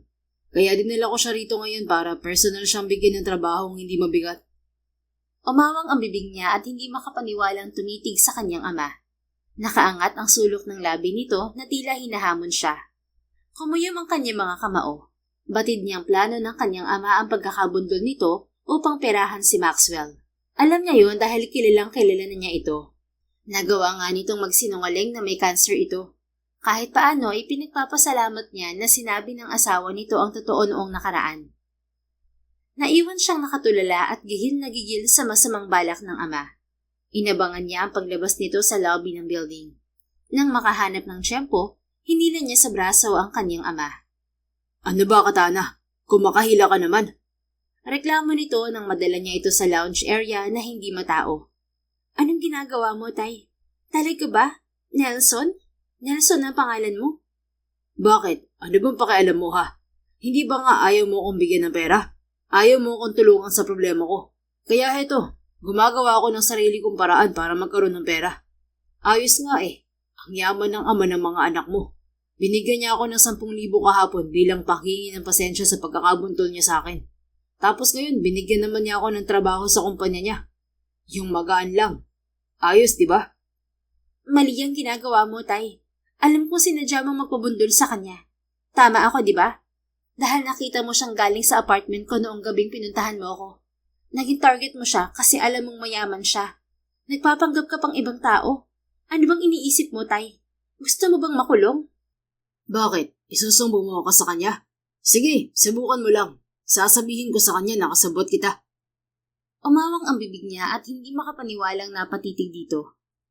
Grabe ka, Tay. Lahat nanto dahil lang sa pera? Idadamay mo pa ako? Magandang relasyon namin ni Maxwell bilang magkaibigan. Tapos sisirain mo? Nahihibang ka na ba? Gigil siya nitong dinuro sa muka. Hoy, Katana, maghinay-hinay ka. Tatay mo pa rin ako. Tatay ko na walang pakialam sa anak niya. Bakit pa ba ako umaasang magbabago ka? Ito ang tatandaan mo, Tay. Hindi ko hahayaan na mabiktima mo si Maxwell. At ano, sasabihin mo sa kanya ang totoo na tatay mo ko at niloloko ko lang siya? Kung yun ang paraan para mapigilan ka, gagawin ko. Kapag hinayaan kong gawin mo to, para ko na rin niloko si Maxwell. Hindi ako papayag na masira mo ang tingin niya sa akin. Ngumisi ito at pumalakpak ng mabagal na tila ng aasar. Ayos ka. Ano, nahulog ka na ba sa lalaking yun? Bakit importante sa'yo na hindi masira ang tingin niya sa'yo? Tama ba ang iniisip ko? Napalunok siya at hindi nakasagot. Muli itong tumawa at nagpatuloy. Kung ako sa'yo, anak, huwag ka nang umasa na magugustuhan ka pabalik ng lalaking yun. Nakikita mo naman kung gaano kayaman ng lalaking yun, di ba? Inanakan ka lang nun. Siguradong lasing lang kayo nun, kaya ka pinatulan nun at binuntis. Hindi ka niya magugustuhan kasi bukod sa itsura mo, wala ka namang ibang maipagmamalaki. Yan trabaho mo. Hindi naman sapat yan para mapantayan mo siya, di ba? Kumising ka sa katotohanan, Katana. Muli itong tumawa at umiling-iling pa bago umalis sa harap niya. Naiwan siya roon habang pigil ang mga luha at nakakuyom ang mga kamao. Siguro nga totoo ang sinabi nito na gusto niya si Maxwell. Matagal na niyang nararamdaman yon. Ngunit pilit niya lamang hindi pinapansin. Ngunit dahil batid niyang gusto niya ang binata, mas lalo niyang gusto itong protektahan mula sa kanyang ama. Samantala, kagagaling lamang ni Maxwell sa dinner meeting niya sa isang kliyente. Nabasa niya ang text ni Katana na magkita sila sa apartment nito. Sakto naman dahil gusto niyang dalawin ang mga bata. Maxwell, kanina pa kita hinihintay. Aligagang bungad ni Katana sa kanya pagbaba pa lamang niya ng kotse. Talagang sinalubong siya nito sa labas ng apartment building. What's the problem, Katana? Ayos ka lang ba? Tanong niya rito. Alam na alam niya tuwing may dinadala itong problema. At sa tuwing nakikita niyang problemado ito, ay tila nais niya itong yakapin. Wala. Talagang tinamaan siya rito noon pa man na magkaibigan pa lang sila. Tinago lamang niya ang kanyang nararamdaman dahil batid niyang siya lang naman ang nagmamahal. Hinila siya ni Katana sa gilid at nag-umpisang magsalita. May importante akong sasabihin sa'yo, Maxwell. Kanina ko pa dapat sinabi to pero naging busy ka kasi. Kumunot ang noo niya. Ano naman yun? Tungkol sa matandang lalaking kasama mo kanina. You mean si Mang Nelson? What about him? Hindi siya si Mang Nelson. Noli ang pangalan niya. What? Okay, wait. I don't understand. Bakit mo siya kilala? At bakit alam mo ang totoong pangalan niya kung ganun? Bumuntong hininga ito ng marahas. Tatay ko siya, Maxwell. Nakilala ko kaagad siya kanina nung makita kong kasama mo siya. Natigilan siya at nagsalubong ang mga kilay. Is that true? Oo. Maniwala ka sa akin, Maxwell. Hindi mo siya kilala kasi teenager pa lang ako. Iniwan na niya kami ni nanay. Hindi ko siya naipakilala sa'yo nung college tayo. Pero maniwala ka, siya ang tatay ko. Niloloko ka lang niya. Planado na magbabundol sa'yo para perahan ka. Gulat siyang napatitig kay Katana. Maya-maya unti-unting kumuyom ang kanyang mga kamao. Kung totoo yung sinasabi mo, niloko ako ng taong yun? Oo. Pasensya ka na, Maxwell. Hindi ko alam na yun ang gagawin niya. Nag-away kasi kami dahil nagsinungaling siyang may sakit siya para makahingi ng pera sa akin. Pero nalaman ko sa mismong asawa niya na ipangsusugal lang niya, kaya hindi ko na siya pinagbigyan. Wala sa isip ko na ikaw ang pupuntiryahin niya. Naalala mo yung pinahiram mo sa akin na 30K? Sa kanya ko dapat ibibigay yun dahil naniwala ako na may cancer siya. Buti na lang naagapan ng asawa ni tatay na sabihin agad ang totoo sa akin. Umismid si Maxwell at marahas na bumuntong hininga. I can't believe this. Naloko ako ng taong yun. Nagmukha akong tanga, Katana. Pasensya ka na. Wala kang kasalanan. But you know what? I always treat people around me with fairness. Mabait akong tao at walang tinatapakan. Marami pa nga akong natutulungan. Kaya hindi madali para sa akin natanggapin na niloko ako ng tatay mo. Ayoko sa lahat na tinatarantado ako. Anong balak mong gawin? Ano pa ba? I will sue him. Napakurap-kurap ito. Ipapakulong mo siya? Ano pa bang inaasahan mong gagawin ko sa kanya? Nahahayaan ko lang na nagawa niya akong lokohin. I didn't even bother checking his background bago ko siya pinatuloy sa kumpanya ko. Kasi alam kong ako ang nakabundol sa kanya at kailangan niya ng tulong. At ngayon malalaman ko na pati pala ikaw niloko niya. How dare him? Natahimik ito at napayuko na lamang. Muling napabuntong hininga at nagpatuloy si Maxwell. Tell the kids na bukas na lang ako magpapakita sa kanila. Hindi ko sila pwedeng harapin na ganito ako. Baka matakot lang sila sa akin, Katana. Tinalikuran na niya ang babae, ngunit hinawakan siya nito sa braso at pinigilan. Natigilan siya at muli itong nilingon. What? Untag niya. Kailangan mo ba talagang ipakulong si Tatay Maxwell? Of course, Katana. He fooled me. I even gave him 10,000. Pero wala na akong pakialam sa pera. Ang gusto ko lang ngayon, maparusahan siya sa ginawa niya. Hindi ko kayang palampasin to. Pero, Maxwell... What? Gusto mong palampasin ko ang ginawa niya? Hindi naman sa ganun. Galit din ako sa kanya. Maniwala ka. Ayaw ka lang kasi na lumaki pa ang gulo. I mean, ibang parusa na lang ang ibigay mo sa kanya. Halimbawa, bayaran niya yung perang binigay mo sa kanya. Patungan mo ng tubo. Ganun. Senior na kasi si tatay.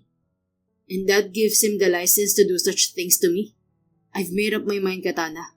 Huwag mo na akong pigilan kung ayaw mong isipin ko na... Na ano? Putol nito sa sasabihin niya. Ituloy mo, Maxwell. Ano? Iisipin mong kasabot ko siya? Kung kasabot ko siya, hindi ko sana sasabihin sa'yo ang totoo. That's not what I meant, Katana. I'm sorry. I'm just frustrated. Nagagalit ako sa ginawa sa akin ng tatay mo. Wala naman sa akin ng pera. In fact, pwede ko pa nga yung dagdagan. Ang ikinakagalit ko lang ay ang pangluloko niya. Natigilan ito at umiwas ng tingin sa kanya. Ilang segundo ang pinalipas nila upang pakalmahin ang kanilang pagiging emosyonal. Maya-maya ay muling nagsalita si Maxwell. Don't do this to me, Katana. Ano? Don't make me break my own rules just to give you what you want. Dahan-dahan itong tumango sa kanya bago muling tumitig sa mga mata niya. Maxwell, I'm sorry kung ang kapal ng mukha kong hilingin na wag mong ipakulong si tatay. Nakalimutan kong isipin kung ano yung nararamdaman mo. Ayaw na ayaw mo nga palang ginagago ka. Pasensya ka na ulit. Gawin mo kung anong gusto mong gawin kay tatay. Hindi na kita kukontrahin. Tama ka naman. Kailangan niyang pagbayaran ng ginawa niya sa'yo. Pero kumalap ka muna ng ebidensya para hindi masayang ang demanda mo. Baka kasi palabasin niya na ikaw ang masama at binantaan din niya ako na sasabihin niya na kasabot niya ako sa ginawa niya. Pinakatitigan niya si Katana. Bakas ang matinding lungkot sa mga mata nito at hindi niya kayang hindi maapektuhan. Sige na, Maxwell. Umuwi ka na. Papasok na rin ako sa loob. Baka hinahanap na ako ng mga bata. Iniwan ko sila nanonood ng TV kasama si Ate Molly. Akmang tatalikod na ito ngunit hinatak niya ito sa braso at muling hinarap sa kanya. Nagtama ang kanilang mga mata. Do you really want me to spare your father? Mariing tanong niya. Maxwell, sinabi ko naman sa'yo na hayaan mo na. Ikaw nang bahalang magdesisyon. Nararamdaman kong ayaw mo pa rin siyang makulong. Fine, susundin ko ang gusto mo. But do me a favor. Hindi na nga kailangan. Ayos lang sa akin kahit ipakulong mo na si tatay. Ayaw mo bang marinig ang favor na hihingin ko sa'yo? Napabuntong hininga to. Sige, tatanungin kita kahit ayoko. Ano naman yun? Brace yourself, Katana. I will ask you for something that won't come easy for you. Ano ba kasi yun? Sabihin mo na lang kasi. Humakbang pa siya palapit dito. Kitang-kita niya ang pagpigil nito ng hininga dahil sa sobrang lapit nila sa isa't isa.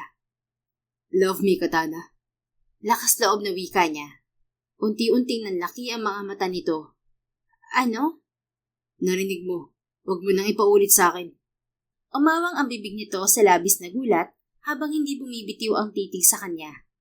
Tila tinitingnan nito kung nagbibiro ba siya o hindi. Nanatili naman siyang matatag habang hinihintay na sumagot ito. Maya-maya'y napailing siya. So stupid of me to say that. Kalimutan mo na lang ang sinabi ko, Katana. Bawi niya. Akmang tatalikod na siya, ngunit doon lamang ito nagsalita. Hindi mo naman kailangang hingin sa akin yun, Maxwell. Nilingon niya ito habang salubong ang mga kilay. What do you mean by that? Masama bang hilingin ko sa'yo yun? Masama ba na kahit minsan gustuhin kong mahalin mo rin ako? Just in case hindi mo nararamdaman, Katana, I am in love with you. And if I'm going deeper into it, I've loved you for a long time already. Hindi ko lang nasabi sa'yo dahil akala ko noon marami pa akong oras. Not until you left with our kids. At mas lumalim yun ngayong nagkita tayo ulit, Katana. Napakurap-kurap ito sa labis na gulat. Maging siya man ay nagulat sa sarili. Dahil naamin din niya sa wakas ang matagal na niyang itinatagong pagmamahal para dito. Hindi ko alam na yan ang nararamdaman mo. Wika nito ng makabawi. Hindi mo talaga alam? O sadyang manhid ka lang? May pakiramdam na ako, Maxwell, pero ayoko lang mag-assume. And you still chose to ignore it? Gusto kong sa'yo mismo manggaling, Maxwell. Mahirap kasing manghula. At ayoko rin masaktan kapag nalaman kong mali lang ako ng iniisip. Sobrang bait mo kasi sa amin ng mga bata. Minsan hinihiling ko na sana hindi lang dahil sa mga anak natin kaya ang bait mo sa akin. Hindi naman kasi kasama to sa plano. Katulad na lang ng nangyari sa atin noon. Magkaibigan lang tayo tapos biglang may nangyari. Nakabuo tayo. Nagkahiwalay. Nakita ulit. Hindi ko naman inakala na mahuhulog ako sa iyo ngayon eh. Humakbang ito palapit sa kanya.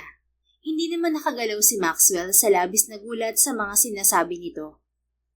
Kaya Maxwell, hindi mo kailangang hingin sa akin na mahalin ka. Kasi mahal na kita. Dagdag pa nito na dahilan upang manlaki ang kanyang mga mata. Katana. Iniisip mo siguro na sinasabi ko lang to dahil nag-confess ka. Pero hindi. Totoo sinasabi ko, Maxwell. Mahal kita. Hindi ka naman mahirap mahalin eh. Sa totoo lang, dahil sa inamin mo ngayon, sobrang tuwa ang nararamdaman ko. Ang swerte ko para mahalin ang isang katulad mo. You better be sure about that, Katana. Sure saan? Na mahal kita? Yes, because I'm not playing games with you. Hindi rin naman ako nakikipaglaro sa'yo, Maxwell. Lahat ng sinabi ko sa'yo, totoo talaga. Ikaw, totoo rin ba yung sinabi mo? Napatiimbagang siya at hindi na napigilan ang sarili na hawakan ito sa magkabilang pisngi upang halikan ng mariin. Tumugon ito sa mga halik niya at niyakap siya sa batok. Nang maubusan ng hininga, saka lang sila naghiwalay. Napansin niya kaagad ang pagluha ni Katana. Hey, bakit ka umiiyak? Is it because I kissed you? I'm sorry. Kaagad itong umiling at ngumiti sa kanya. Hindi naman ako galit na hinalikan mo ko eh. Naiiyak ako kasi hindi ko inakala na aabot sa puntong ganito, Maxwell. Na malalaman kung mahal mo rin ako kahit noon pa. Pasensya ka na kung hindi ko yun napansin noon. Ngayon naiintindihan ko na ang lahat. Yung mga pinakita mong kabutihan sa akin mula pa noon hanggang ngayon, may ibig sabihin pala. But I didn't do those things just for you to love me back. Lahat ng pinapakita kong kabutihan sa'yo, wala akong gustong kapalit, Katana. Ngumiti ito sa kanya at hinawakan ang kanyang pisngi. Tumulo ang mga luha nito na kanina pa nagbabadyang bumagsak. Dati, panaginip ko lang to, Maxwell. Hindi ko akalain na si tatay pa ang magiging dahilan kung bakit tayo napaamin sa isa't isa. Akalain mo yun? Hinawakan niya ang isa nitong kamay at masuyong pinisil. Kitang-kita niya kung paano ito namula sa ginawa niya. About your father. Kakausapin ko siya bukas. May usapan kaming papasok na siya bukas sa factory. Bumakas ang pag-aalala sa mga mata nito. Ipapakulong mo ba siya, Maxwell? I don't know. Depende sa mapag-uusapan namin. But for you, I'll try to go easy on him. Kailangan pa rin niyang maparusahan sa ginawa niya. I hope you understand. Oo naman, naiintindihan ko, Maxwell. Pasensya ka na kung ginusto kong pangunahan ka sa kung anong parusa ang gagawin mo sa kanya. It's okay. Natural lang na mag-alala ka pa rin sa kanya sa kabila ng lahat. Tatay mo pa rin siya. Ngumiti ito at masuyo siyang niyakap. Natigilan siya at dahan-dahang napangiti. Niyakap niya ito pabalik at masuyong hinaplos ang likod. So, are we officially dating, Katana? Nakangiting tanong niya rito. Oo naman, bakit? Gusto mo pa bang dumaan sa panliligaw? Para sa akin sapat na yung malaman ko na pareho tayo ng nararamdaman. Are you sure? Tinatanong kita kasi kapag naging official na tayo, hindi ka na makakawala pa sa akin, Katana. Humagikik ito at kumalas upang titigan siya sa muka. Sino bang baliw na babae ang gugustuhin na kumawala pa sa isang katulad mo, Maxwell? I don't know. Maybe the old you? Aminin mo, talagang kaibigan lang ang tingin mo sa akin nun. Kung hindi pa ako naglakas na loob na gumawa ng paraan para mapalapit ulit sa'yo, siguro hanggang ngayon, hangin pa rin ako sa paningin mo. Siyempre hindi totoong hangin lang ang tingin ko sa'yo. Talagang mataas lang ang tingin ko sa'yo nung college tayo. Nakatatak na sa isip ko na kaibigan lang kita at hindi kita ka-level. Saka wala rin akong balak makipagkompetensya sa mga babaeng may gusto sa'yo noon. Nagtaka pa ako kasi wala ka ni isang pinatulan. Yun pala, ako ang gusto mo. Tumawa ito matapos sabihin ang huling salita. Humiti siya ng matamis at hinawakan ang magkabila nitong pisngi. And I'm so glad na minahal mo na rin ako sa wakas, Katana. I'm sure matutuwa ang mga bata kapag nalaman nilang tayo na. Alam mo kung bakit? Kasi mabubuo na tayo? Yes, at may isa pa, Katana. Ano naman yun? Permanente na silang titira sa mansyon. Kasama ka. Hindi na sila palipat-lipat ng bahay. Humisi ito na tila nang aasar. Yun talagang pinakahihintay mo, no? Actually, hindi. Mas hinihintay ko na maging ready ka. Saan? Napakasalan ako balang araw. Napakurap-kurap to. Gusto mo ba talaga akong pakasalan, Maxwell? Bakit hindi? I mean, hindi ko naman sinasabi na ngayon na kaagad.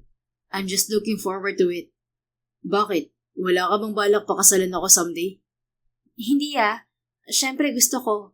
Nakakagulat lang na ganyan ka nakasigurado sa akin. I've been loving you for years, Katana. Kaya bakit ako hindi magiging sigurado sa'yo?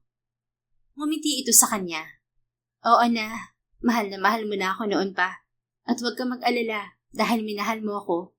Susuklian ko ang lahat ng pagmamahal mo. Sa paraang mararamdaman mo araw-araw na kamahal-mahal ka. Kasi deserve mo yun, Maxwell. Ngumiti siya pabalik at muli itong hinalikan sa mga labi. Labis na saya ang naramdaman niya noong gabing yon na tila ayaw na niyang matapos. Kinabukasan, nagharap na sila ng ama ni Katana na si Mang Noli. Pinasundo niya ito sa factory at pinapunta sa kanyang opisina. Please sit down. Wika ni Maxwell nang pumasok sa silid ang matanda. Nang lumabas ang sekretarya niya na siyang naghatid kay Mang Noli, umupo ito sa harap niya at nakangiti pa ng malapan. Magandang umaga, sir. Sumantig siya sa kanyang swivel chair at naniningkit ang mga matang tinitigan ng matanda. Stop calling me, sir. Just call me by my name. It's Maxwell. Nagulat ito ngunit ngumiti lang din ulit. Sige. Pero bakit mo nga pala ako pinatawag dito sa opisina mo? Akala ko dun ako sa factory mo mag-uumpisa magtrabaho. Well, I've changed my mind. Hindi na kita tatanggapin bilang empleyado ko rito sa kumpanya ko. Unti-unting nanlaki ang mga mata nito. Ano? Bakit naman, Maxwell? Akala ko ba usapan na natin kahapon na bibigyan mo ko ng trabaho na magaan? Kasi nga, hindi ko pa kaya sa construction. Masakit pa rin tong balakang ko. Yes, sinabi ko nga yan, nung hindi ko pa alam kung sino ka talaga, Mang Noli. Napalunok ito at tila nawalan ng kulay ang muka. Nagkakamali ka yata ng tawag sa akin. Ako si Nelson. Noli Simpson is your real name. Stop fooling me. Teka, sino bang may sabi sa'yo niyan? Si Katana ba? At hindi na ako nagulat na kilala mo siya. She's your daughter, right?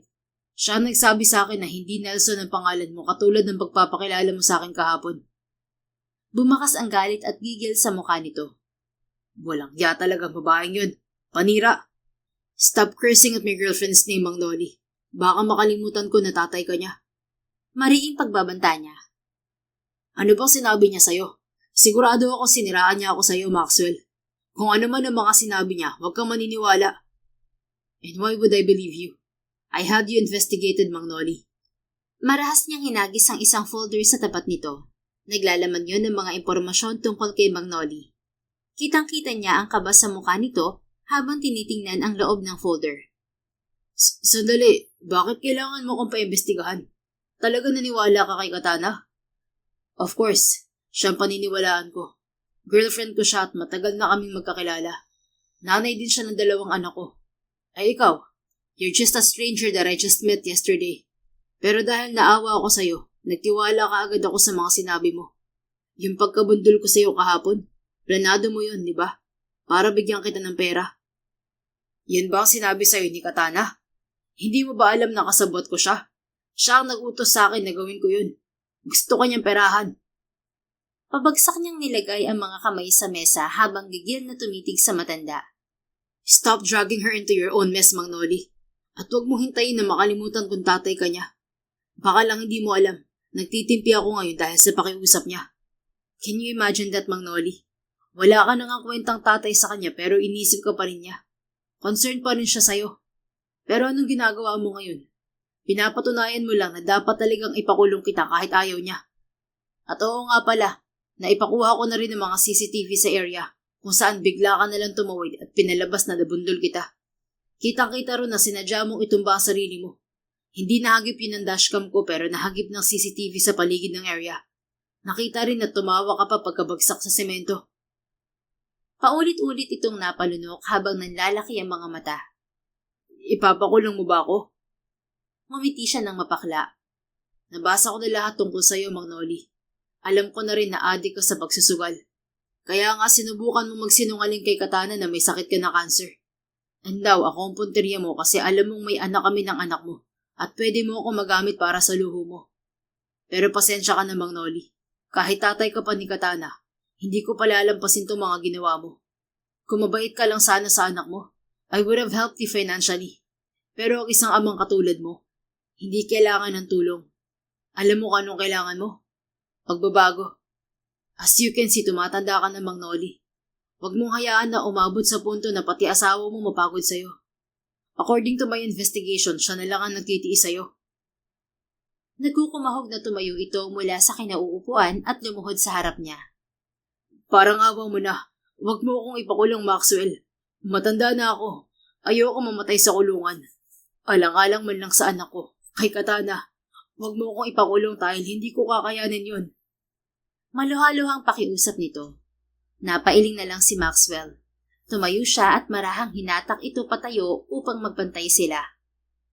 Walang magagawa ang pagluhod mo sa harap ko, Mang Noli.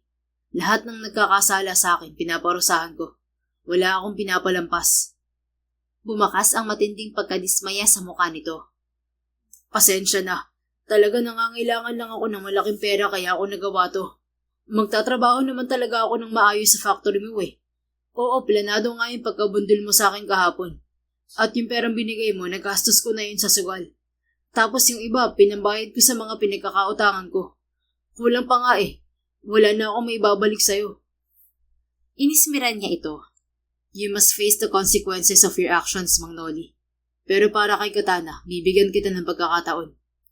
Unti-unti itong nabuhayan ng pag-asa. Talaga? Hindi kita ipapakulong sa isang kondisyon. Ano yun? Sabihin mo lang, handa akong gawin lahat. Maging mabuti kang ama kay Katana. Kung hindi mo kaya magpakaama sa kanya, humingi ka man lang ng tawad sa mga nagawa mo sa kanya noon at ngayon. Pagkatapos pwede ka na maglaho at wag ka na magpapakita sa kanya. Hindi ko hahayaan na masaktan mo siya ulit. Natigilan ito at napayuko. Ilang segundo itong hindi umimik bago dahan-dahang tumango. Sige, gagawin ko yan. Good. Then it's a deal. Pwede bang magtanong muna sa'yo? Nag-aalangan na tanong nito. Spill it. Mahal na mahal mo ba talaga ang anak ko?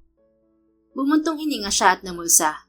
Yes, I love her in a way that nothing in this world could measure. Lahat kaya kong gawin para sa kanya.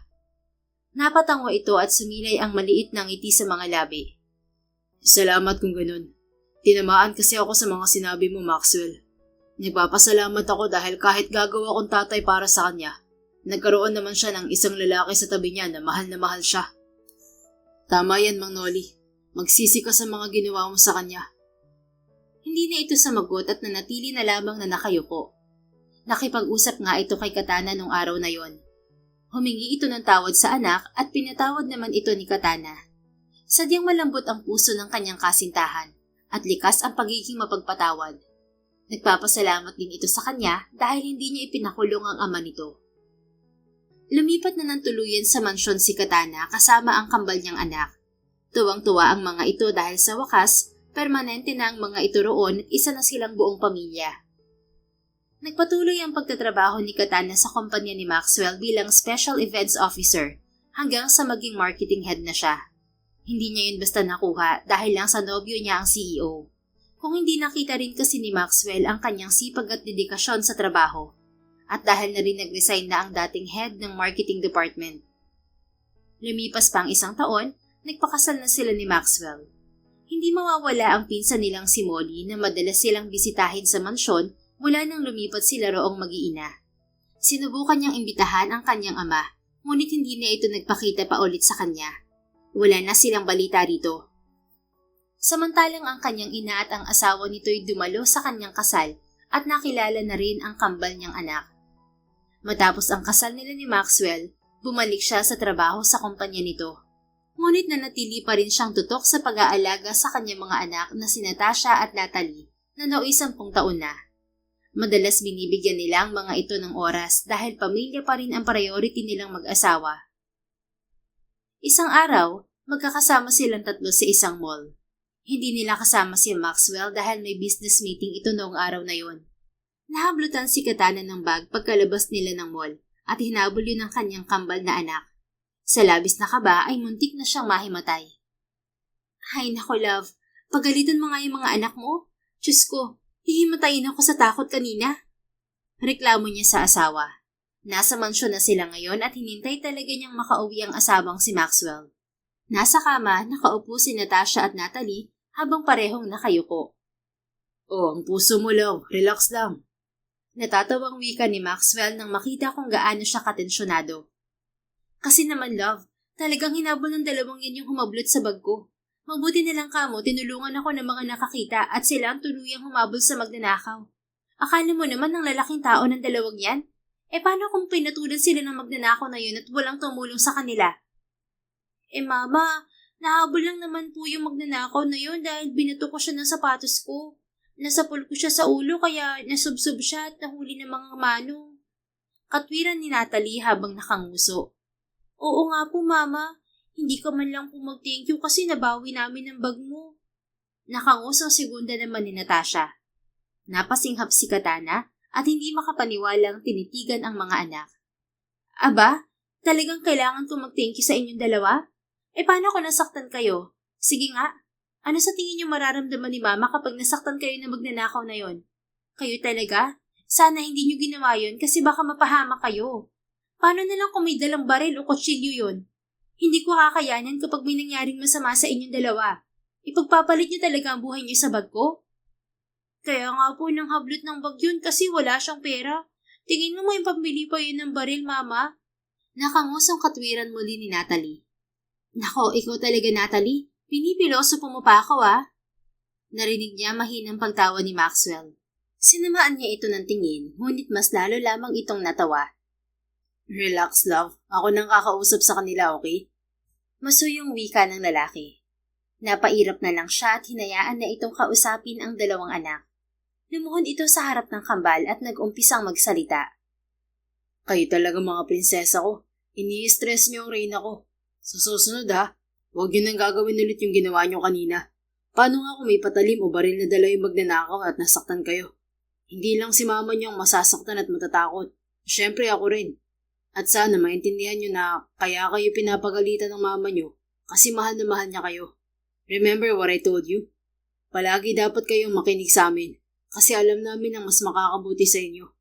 Kapag malaki na kayo, sige, hahayaan namin kayong magkamali at matuto. Pero sa ngayon, mga bata pa kayo at kailangan pa ng gabay namin. Hindi kakaintindihan ba tayo? Sabay na tumango ang 2 bata. Ngumiti ang kanyang asawa at sabay na hinaplos ang mga pisngi ng kambal. You know what to do, my twin princess. Wika pa nito. Sabay naman na tumayo si Natalie at Natasha at lumapit kay Katana. Sorry po, Mama. Wika ni Natasha at yumakap sa kanyang bewang. Sorry, Mama, kasi makulit kami. Hindi na po mauulit. Wika naman ni Natalie. Bumuntong hininga siya at yumuko upang halikan ang mga ito sa noo. Sige, apology accepted. Basta ha, never nang mauulit yon. Sobrang mahal na mahal ko kayo, kaya ganito ako ka-OA. Isa pa, ganito raw talaga ako magbuntis, sabi ng doktor.